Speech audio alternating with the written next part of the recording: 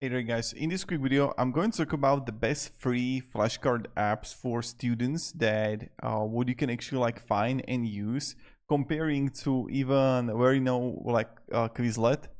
So Quizlet is very much paywall, so I just want to share with you something that is more easier to use. So the first one is called Anki. So Anki is a serious long-term space repetition.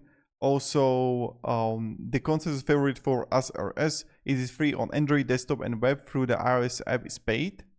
So even the web version can be beneficial. It's kind of as you can see, you're gonna have the GitHub here. So you can actually use this one right here, and this is something that I actually recommend for you, where you're gonna have synchronization, media support, customization, optimization add-ons, which is great.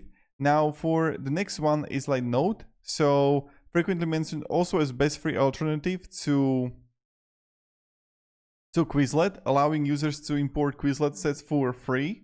So this is another one that I highly recommend to check out. Maybe you're gonna actually like it. Then you're gonna also the Brainscape. Now with the Brainscape, what you can actually expect is that ultimate study, a weapon right here you see, learn faster than ever. And this is kind of another one that you can actually see for yourself, and maybe you would like it. And you're gonna have great flashcards here, exams, and then you're gonna have also the RAM node. This is the last one where you're gonna have the pricing here, and that's last thing I want to share.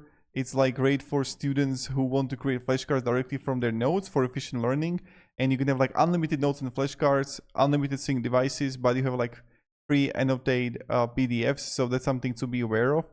So that's pretty much it for this video. I hope it provided a little bit of value about what are actually the best flashcards that you can use. Now the Anki I like the most, to be honest, that you can actually use it.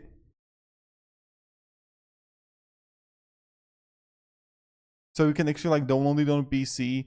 Now with the Node, I really like also how simple it is to use it, and you can continue using on web. So that's another thing that you can do. And then also the Brainscape is interesting also. So let me down below in the comments which one you're gonna use. These are kind of the free alternatives that you can actually use for yourself. And yeah.